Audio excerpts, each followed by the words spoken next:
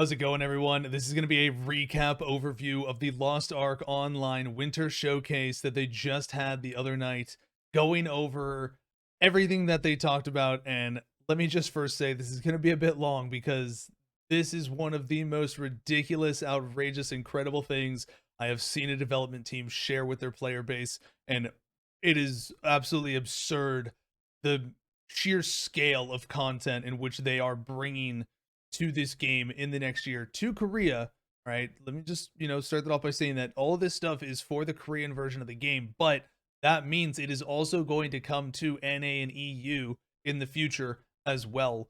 We are already seeing elements of current Korean game systems put into our version early on. Our version of the game is a very customized version of the game, and so do not be surprised if some of these things we see in the launch state of our game. All right, don't be that surprised by it. Mostly the quality of life back end system type things that they're doing, not necessarily the content per se, but there are adjustments that are happening with the client that don't be too shocked if we see it on the release of ours. All right, so just let me start this off by telling you we're going to break this into a few categories, and we'll timestamp them in the video for you guys as well, so you can jump to the specific categories that you care most about and you can find out about. But first thing I want to talk to you guys about is just we're going to talk about the content that they're bringing, and they are bringing 4 new continents. One of them this year. Yeah, that this year. It's the 18th of December, and they're releasing a whole new continent this year. On the 29th of December, the Rowan continent is going to be unlocked in the Korean version of the game. That is the open world PvP continent. That is the PvP continent that has been talked about for so long now. Everybody thought that this was going to be something that they brought next year at some point, but they announced that it's coming out on the 29th of December. All right. So that's really insane as well. We'll talk in a little more in detail later on about what Rowan specifically is going to bring. Because it is PvP focused. We're going to talk about it in the PvP section, but it is very exciting content that's going to bring a bunch of specific PvP type events to it. There's going to be a second new continent called Elgasia, however we're going to pronounce it. Who knows what it's going to be called for NA. It's going to have a new Abyss dungeon, main story specifically. It's going to be a huge turning point in Lost Ark story. This is actually the home location of Beatrice. So very important location that we're getting to explore. So lots of new exploration, a new Guardian raid, a new Legion raid. It's going to be a bit on the shorter side, only 2 stages, not 3 stages like some of the recent ones. But it seems like this continent will be a little bit closer to summertime as of right now. There's going to be a third new continent. It's going to be a smaller, kind of like a side backstory continent, going over exploring Armand's past. So we're going to get to see a little bit of backstory into Armand's life and his upbringing and where he's from. So that's going to be very interesting to see as well. It's going to be primarily based around the story though. So not really any content outside of story associated with it. And then there's going to be a 4th new continent called Voldis, which might come in 2022, but if it doesn't, it's definitely going to be coming in 2023. Lots of story along included with it, but there's also going to be some raids and other content that comes alongside it. We're just not sure everything exactly that's going to come, which would be why it's potentially slated for 2023. But that is the first bit of stuff. So that's really incredible to think that they're bringing 4 new zones to this map. You look at the map of Lost Ark, and that's where it's gotten to over 3 years. Now in 1 year, they're about to add 4 new zones to all of it. And it's going to be absolutely incredible to see the growth of the world that they're bringing in. For those of you who don't know, Elgasia is in the sky. So that's going to be interesting to see how they're going to show that on the map as well, since it's a giant floating city. So very cool there. All right. Next, we're going to talk about some general quality of life improvements that they're looking to bring to the game. Some of this stuff, again, like I said, some of this might be things that we see in our version of the game for NA and EU.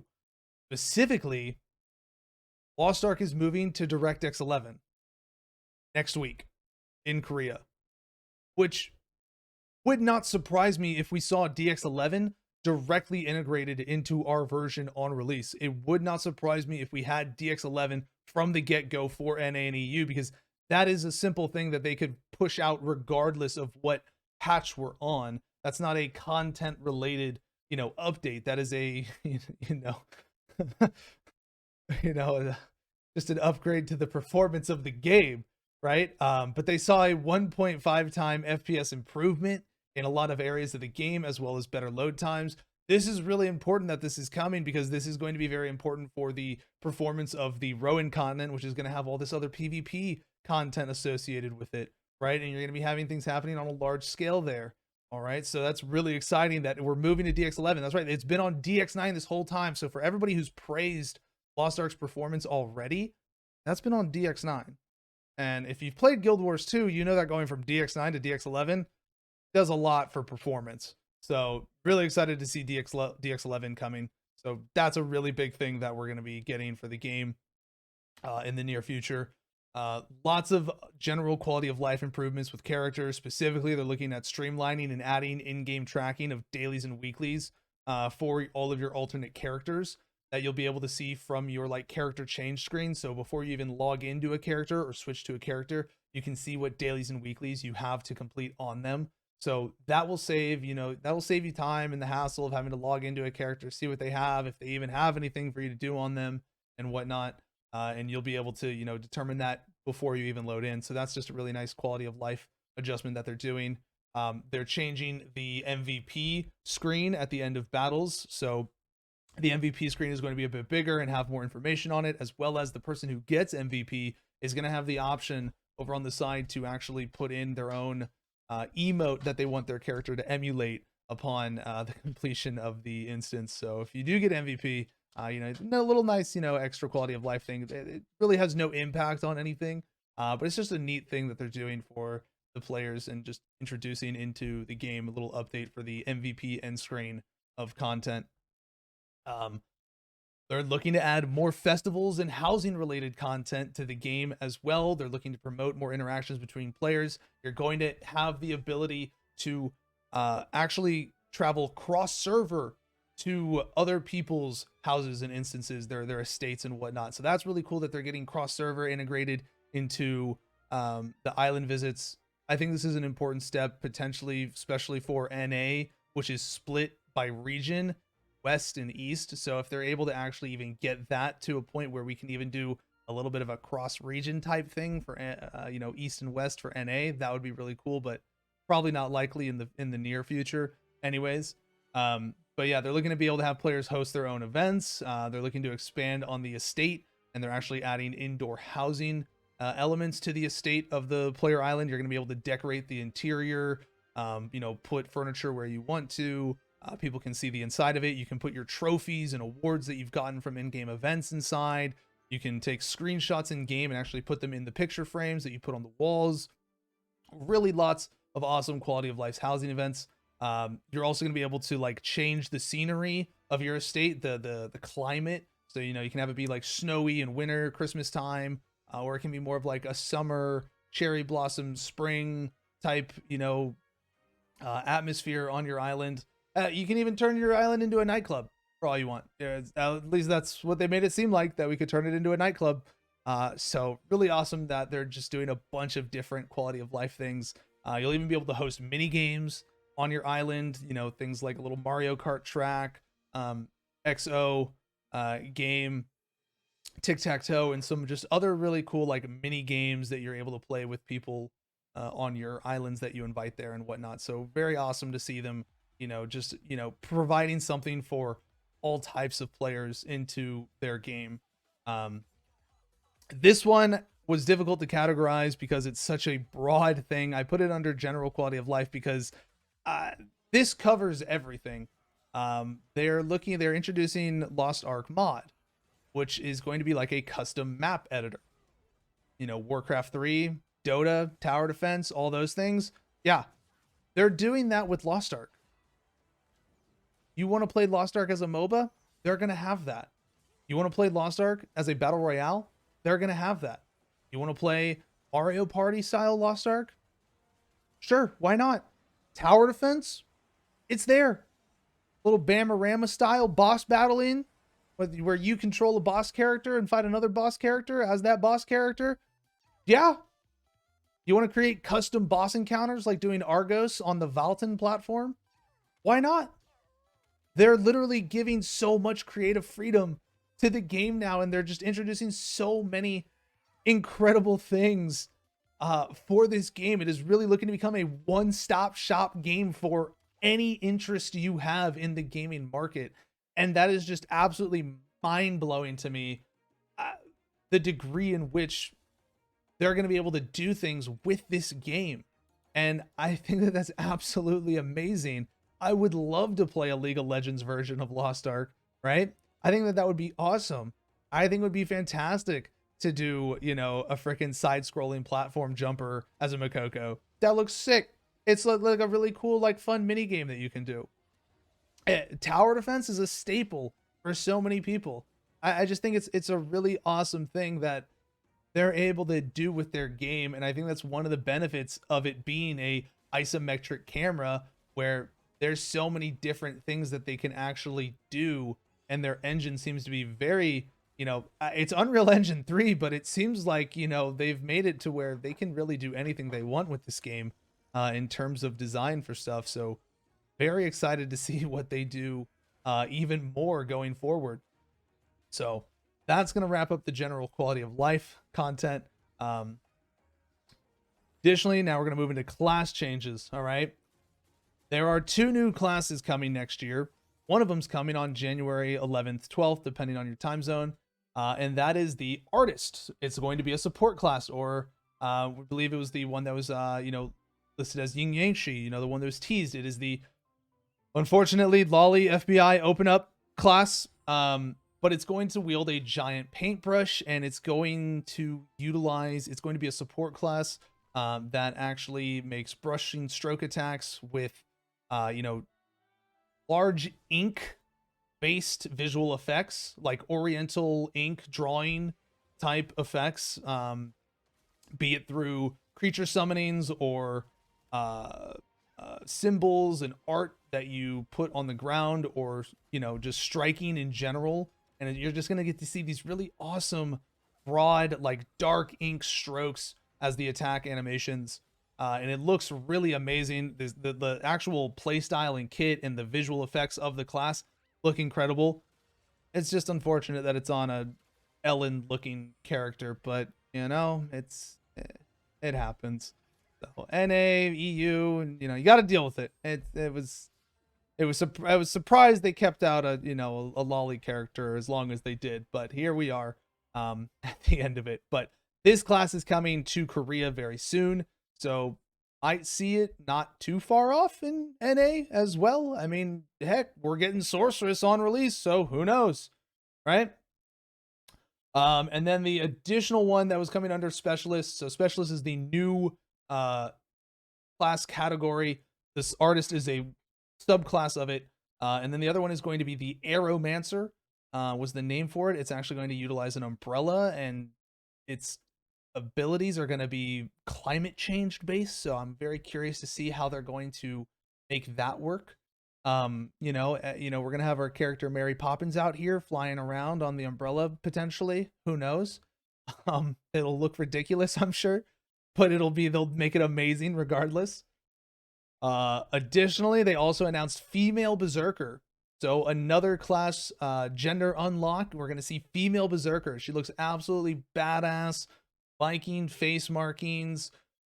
Just looks absolutely ripped and just totally amazing. Really curious to see what new abilities they're going to give Female Berserker. But unfortunately, they wanted to release Female Berserker this year, but they weren't able to due to some other issues. Additionally, they do not have a release timeline on it currently because they want to address current class issues before they introduce another class gender unlock for one of them. So they're going to be going through a lot of older classes and updating the skill animations to be in line with newer classes. You know, it's typical design creep with games that we see these days. You know, these newer classes that they've released for the game are so much more responsive and refined, and their abilities have better flow and design. And, you know, you just see that a lot of these newer classes just in general perform better overall because of their design now from what some of the older classes are. And so they're going to look to bring some of these older classes up to date with animations and maybe some new skills or updates and replacements, and some rebalancing of some of these abilities. So in fighters, all hope is not lost yet. Hang in there. Our time will come. I believe in it. Okay. All right. They're also looking to introduce Third Awakening. It's not too clear how exactly Third Awakening is going to work. It doesn't sound like it's going to be a choice between the first or second Awakening, but it's going to be an entirely new Awakening system in itself, for each class to have, like its own new like limit break gauge type thing. But it sounds like there's some special requisites for unlocking it, as well as some special circumstances for using it. The details weren't too clear based on what was translated, but overall, very interesting to see them introducing another element like that. But like we said, one of their main things that they're looking to do with 2022 is a lot of class balance, and just getting everything more even across the board overall. So very interesting to see the direction of the class balance going forward. I think it's really awesome that they're going to put such a heavy focus on class balance in this coming year. And I think that's going to be really important for the other region audiences as well. So very exciting. Again, remember guys, all of this stuff is stuff that's happening in Korea first. It'll come in other regions at another time, but this is all stuff that happens in Korea first and foremost. All right. Now we're getting into the two other main categories. We're going to get into the PVE side of things. All right. There is no more fully equalized hell mode. Now that doesn't mean, all right, now, so before all you freaking, oh my God, pay to win, lunatics lose their mind. All right. This does not mean that eye level is going to matter. This just means that they are introducing more elements of the equalized system to the hell modes. And so basically you're now also going to be able to choose your runes and gems and whatnot, additionally tripods to this equalized mode. Before, it was just like, your engravings and the skill points was equalized. Now they're also going to introduce the tripods, the gems, the runes, that stuff. It's very important having those things come into play actually for these modes. The reason for this is that because of the design creep that we mentioned earlier, there are some classes that are innately just overperforming in this form of content because their class by design, by default, has too many benefiting modifiers in its kit.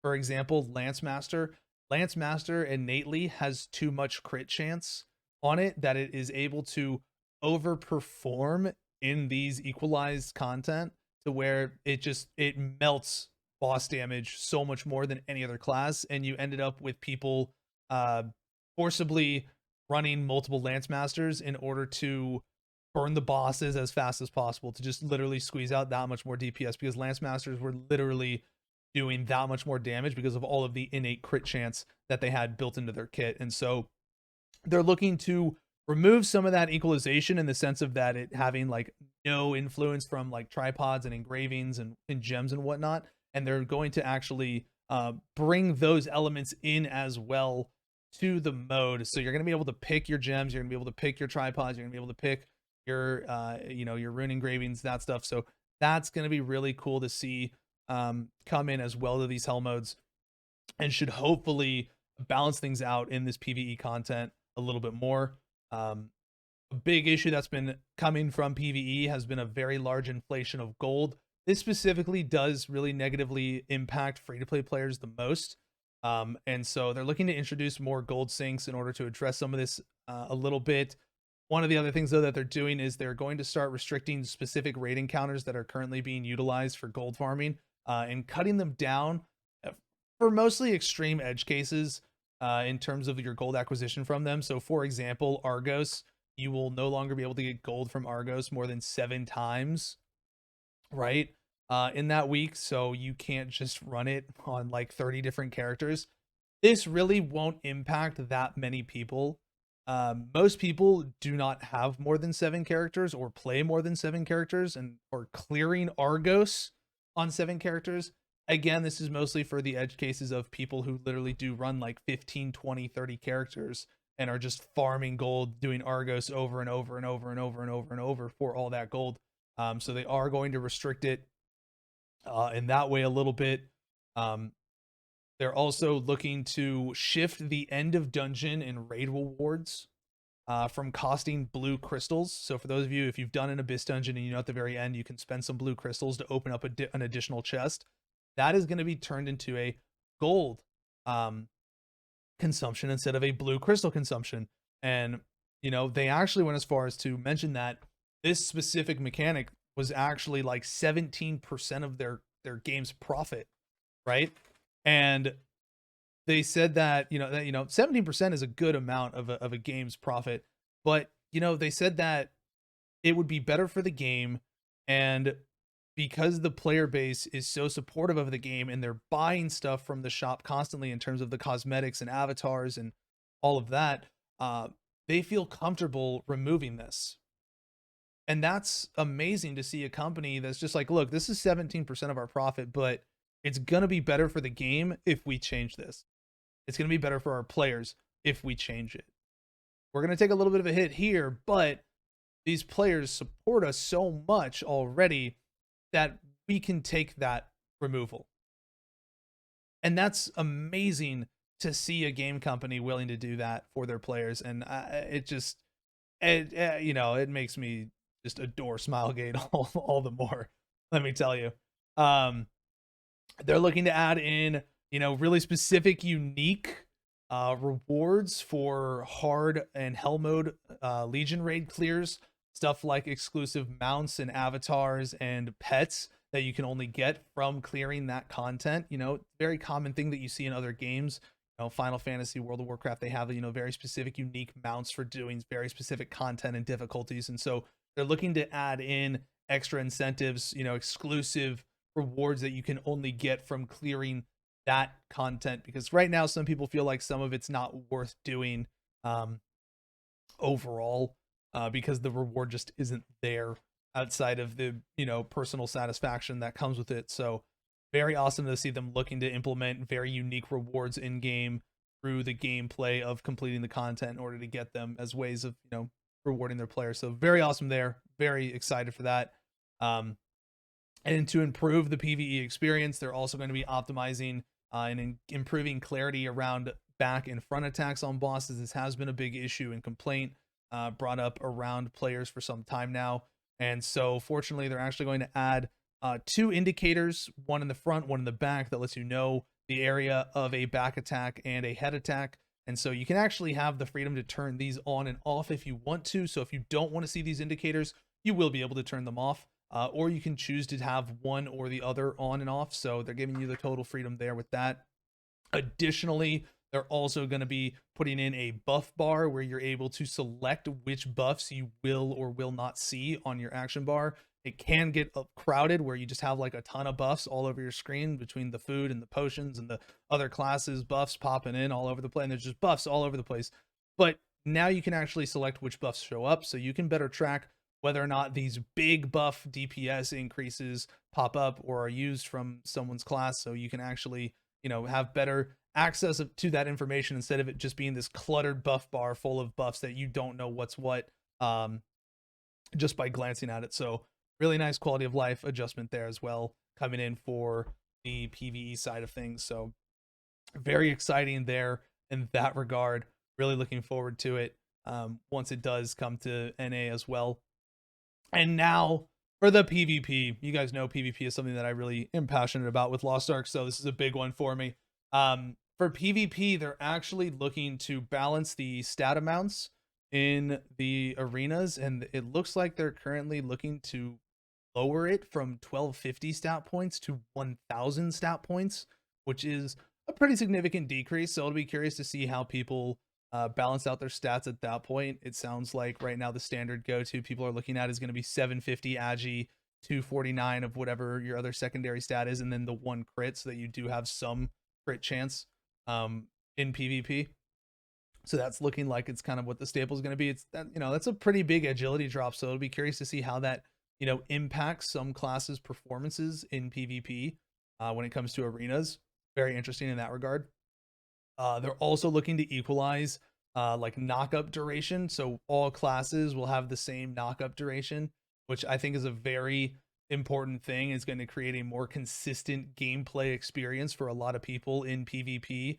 A lot of things having different knock-up duration elements was kind of difficult for people to keep track of, it seemed like, and difficult to play around because you didn't know when somebody was going to come down or how long they were going to be knocked up for and whatnot. So, I think with that, they'd also have to adjust some of the tripods, which specifically, like, there's some tripods that talk about, specifically knocking people up higher or longer into the air. So I'll be curious to see if they do anything that, changes those tripods functionality in that regard. So that's definitely something to keep track of. That equalization of CC duration coming into play. There was one other thing mentioned regarding camera angle. It wasn't too clear based on the translation that we were given on terms of what the camera angle was happening to it. It sounded like they were doing something with equalizing the camera angle. We're not sure how. Some people thought it was maybe the removal of the 21:9 aspect ratio. It didn't sound like they mentioned anything about 21:9 aspect ratio though, so we're just gonna have to wait and see what exactly the change to the camera angle is. It would definitely be a very interesting move to remove the 21:9 camera angle, and I would feel bad for anybody out there who specifically bought a 21:9 for Lost Ark because of that. But I've also told you not to do that. It's don't buy a 21:9 camera just for one game, or monitor just for one game. Okay, all right. Get a 21:9 monitor if you want it, but don't do it just for a single game. All right. Rowan, right? So Rowan, you guys, this is the big PvP thing. Rowan is a large PvP continent, which is coming on the 29th of December. It's a big Viking themed PvP continent that's going to have, it's going to be this faction based continent where, red versus blue, horde versus alliance, whatever you want it to be. So it's going to be one of those things where you pick a faction to represent. There's this new resource being introduced. And so, it's fight over the resource. It's battle for Azeroth, whatever you want to call it. That's what I'm sure many of you will associate it to. But it's called like Silmarin, and it's just this new resource that people are going to be fighting over, it seems like. And overall, though, it's pretty interesting to see that we're going to have open world brought into the game, right? So we're going to have this open world PvP continent where people are going to be able to fight against one another where they are on the continent. I think that's really awesome to see that introduced into it. Going forward from there, there's also going to be a new Siege PvP event that is actually going to be guild based. So there's going to be this castle siege type PvP mode that's going to be based on Rowan as well, and it's going to be a guild versus guild format style type gameplay. So that's going to be really awesome to see brought in for the game as well. Very interested to see how it works out, and that's where the DX11 comes back into play. This open world PvP continent where there's going to be some larger scale stuff happening. This GVG castle siege type event, with battering rams and the towers and whatnot that you saw from like your story mission, that kind of stuff. The siege is there, and so that DX11 update is going to be an integral part of supporting these gameplay design elements. So really looking forward to that coming with Rowan. And I'm going to need to get a Korean account so that I can play these things and check them out. And then there's also the Pro League for Lost Ark is coming back in Korea. Royal Roaders, they ran one tournament once years ago, and they didn't do it since then, and they are bringing it back. So Royal Roaders, the pro scene for Korea, Lost Ark is coming back. It's going to have a $100,000 USD prize pool. That's what it translates to currency wise. So nice size prize pool for their first return of it. Very excited to watch that. Definitely be looking to give our own little shoutcasting overview of it.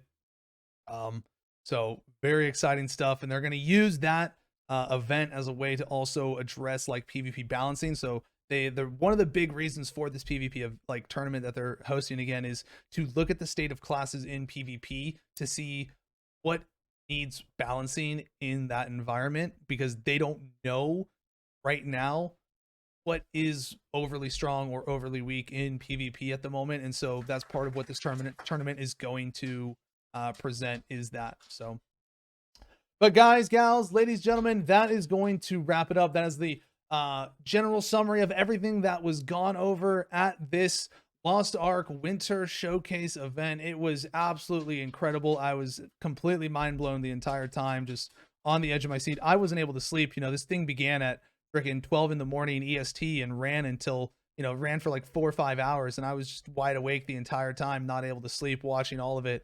And let me tell you, it's exciting. I'm freaking thrilled for it.